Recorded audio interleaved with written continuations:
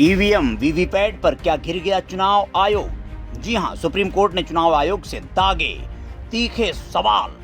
पूछा, आप स्पष्ट करें कि कैसे चुनाव प्रक्रिया करा रहे हैं। जवाब, ईवीएम वीवीपैट को लेकर सुप्रीम कोर्ट में आज सुनवाई चल रही है 2 दिनों से। इस सुनवाई के दौरान सुप्रीम कोर्ट ने चुनाव आयोग से कड़े सवाल दागे। सुप्रीम कोर्ट के सवालों में ईवीएम वीवीपैट की पर्ची की 100% मिलान में पारदर्शिता को लेकर सवाल दागा गया था।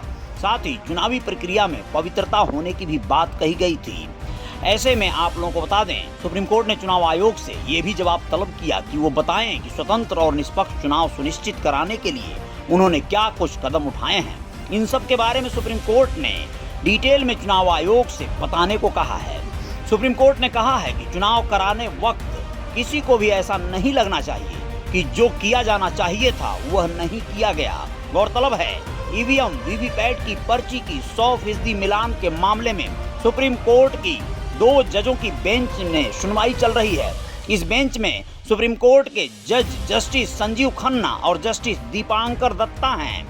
आप लोगों को बता दें कि आज चल रही सुनवाई में सुप्रीम कोर्ट की 2 जजों की बेंच ने अपने सवालों में साफ कर दिया है कि वह चुनाव को लेकर पारदर्शिता के मामले में किसी भी तरह की गड़बड़ी नहीं देखना चाहते हैं।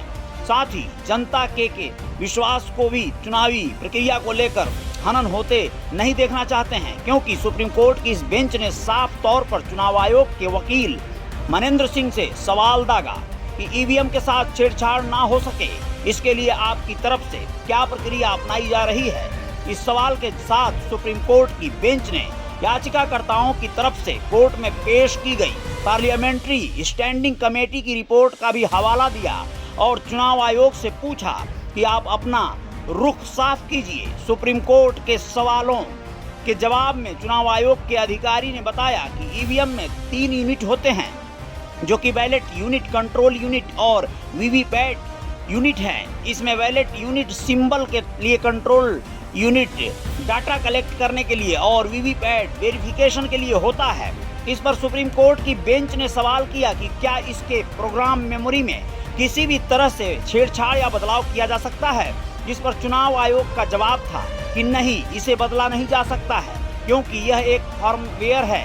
फर्मवेयर सॉफ्टवेयर हार्डवेयर के बीच का होता है। चुनाव आयोग ने मजबूती से कहा कि इसे बिल्कुल ही नहीं बदला जा सकता है। इस पर सुप्रीम कोर्ट की बेंच ने फिर सवाल किया कि क्या चुनाव आयोग के उम्मीदवारों को टेस्ट चेक करने की परमिशन होती है, जिस पर चुनाव आयोग ने जवाब दिया कि मशीनों को स्ट्रांग रूम में रखने से पहले मॉक पोल करवाया जाता है।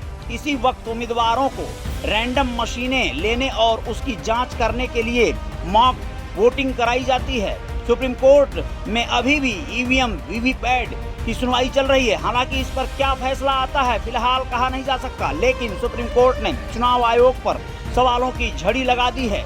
इस खबर में बस इतना ही। आप बने रहिएगा GR खबर के साथ।